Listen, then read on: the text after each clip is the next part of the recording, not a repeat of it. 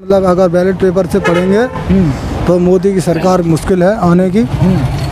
और जैसे अगर मशीन से पढ़े तो मोदी सरकार तो पक्की आएगी। अच्छा, मशीन से पढ़े तो आपको क्या लग रहा है, ईवीएम में गड़बड़ी है क्या? बिल्कुल हकीकत होती है भाई। वोट डालो तुम, चाहे हाथी में डालो तब भी कमल में जा रहा, साइकिल में डालो तब भी कमल में जा रहा, और किसी में डालो तो उसी में जाता है। अच्छा। भूपेंद्र जी क्या काम करते हो? जो भी मिल जाए, कंपनी में मिल जाए, फैक्ट्री में मिल जाए, अपना मजदूरी तो है ही अपनी। अभी क्या कर रहे हो? अभी तो फिलहाल हमारी एक भारत फूड एजेंसी में हम जॉब कर रहे हैं। अच्छा, 14,000 रुपये की। अच्छा। तो अभी छुट्टी है? अभी मैं छुट्टी पे आया हूँ होली के त्यौहार पे। कहाँ पे कर रहे हो जॉब? नोएडा में। हाँ, सदरपुर में। अच्छा अच्छा। तो अभी जैसे चुनाव आ रहे हैं तो चुनाव का कुछ माहौल पता चल रहा है आपको? चुनाव का तो माहौल कोई नहीं पता लग रहा है, लेकिन हमारी सुनवाई आई है कि मतलब अगर बैलेट पेपर से पढ़ेंगे तो मोदी की सरकार मुश्किल है आने की। और जैसे अगर मशीन से पढ़े तो मोदी सरकार तो पक्की आएगी। अच्छा, मशीन से पढ़े तो आपको क्या लग रहा है, ईवीएम में गड़बड़ी है क्या? बिल्कुल हकीकत होती है भाई। वोट डालो तुम, चाहे हाथी में डालो तब भी कमल में जा रहा, साइकिल में डालो तब भी कमल में जा रहा, और किसी में डालो तो उसी में जाता है। अच्छा, कुल मिला के। यहाँ अच्छा। तो अभी जैसे आप यहीं के रहने वाली, यहीं के इसी गाँव? यहीं इसी गांव के निवासी हैं, चितभवन के। अच्छा। और अब बात की जैसे इटावा में माहौल जो बन रहा है धीमे धीमे, हाँ, तो क्या लग रहा है चुनावी माहौल जो इटावा के लोग क्या चाह रहे हैं, बदलाव होना चाहिए? बिल्कुल भाई, चाह रहे हैं बदलाव। आप कह रहे हो अगर मशीन वाली बात है तो दिल से तो वो चाह रहे हैं बदलाव। हाँ सही है।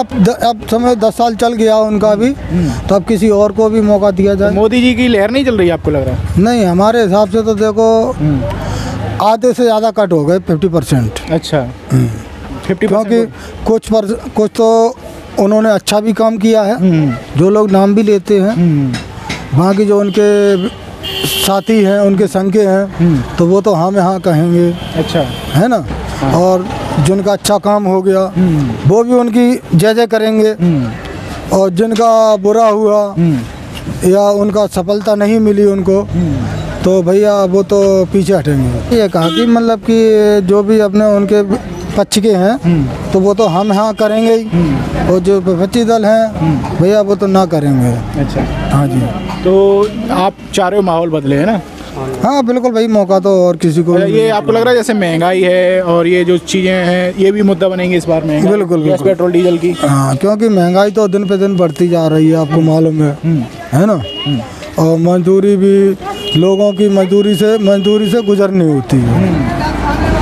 अगर महंगाई इतनी बढ़ रही है दिन पे दिन, तो कम से कम मजदूरी भी 500-600 रुपये तो होनी चाहिए। अच्छा अच्छा। हाँ, अच्छा, क्योंकि मजदूरी 400 मिलती है, उसमें भी मालिक लोग देने में हिचकिचाते हैं। अच्छा अच्छा। आओ, और रिकॉर्ड और मेहनत लेते हैं। तो यहाँ पे इटावा में कोई काम नहीं है जैसे आप यहाँ पे कोई काम कर यहाँ कोई फैक्ट्री नहीं, ना कोई कंपनी है, केवल बाल मजदूरी ऐसी ही है। जितनी कर लो तो कर लो, और उसके बाद में 1-2 दिन कर लो, फिर उसके बाद फिर बैठो, फिर तो अपना किसने ही का काम है। जब सीजन आ जाती है तो अपने सीजन पे आदमी लग जाता है। आपको नहीं लग रहा जैसे राशन वगैरह दे रहे हैं ये तो वो फर्क डालेगा?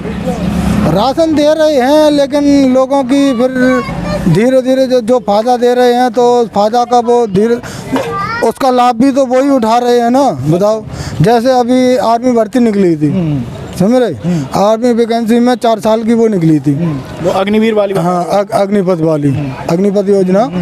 तो उसमें भी लोगों की ट्रेनें फ्रेनें जला दी कुछ लोगों ने, है ना, विरोध कर रहे थे वो। हाँ, तो उतनी उन्होंने महंगाई बढ़ा दी। अच्छा। तो पैसा अगर जैसे 1 लाख आदमी है अपने इंडिया के अंदर, अगर 1 लाख है, अगर 1 रुपये भी अगर सिलेंडर बढ़ा दिया तब भी 1 लाख हो गया। अच्छा अच्छा। हाँ, समझ रहे। और वैसे ही अगर लोगों के अंदर अगर और सामानों पे वो बढ़ाया जाएगा रेट, तो वैसे ही लोगों को कितना पैसा बचत होगी सरकार को, समझ लो। अच्छा अच्छा। हाँ, उनकी तो ट्रेनें वसूल हो ही जाएंगी, उनका पैसा वसूल हो जाएगा। तो और किसी उस वजह से एक्सीडेंट हुआ था, उसमें आग लगी थी अभी तो। वो तो एक्सीडेंट भी हुए हैं, और लोगों ने फिर गुस्से में जलाई, विरोध प्रदर्शन भी किया था। हाँ, विरोध प्रदर्शन तो ये तो चलता रहता है भाई। जब देखो किसी के लड़के हैं पढ़ लिख के जवान हो गए, उनको जॉब ना मिले, तो वो भी बेचारे मेहनत कर रहे हैं। तो आपको लग रहा है इस सरकार में, जो केंद्र वाली सरकार है, इसमें जॉब वैकेंसीज उतनी रही नहीं है? बिल्कुल नहीं मिली भाई। इस बार तो इनकी सरकार में तो जॉब 50% भी नहीं मिली। अच्छा। अच्छा, तो लोगों में ये सब जानकारी आ रही है, क्योंकि कहाँ से लोग, बहुत से लोग कह रहे हैं जैसे मीडिया वगैरह है वो सब इनके कंट्रोल में, लोगों को कहाँ से मिल रहा है ये समाचार?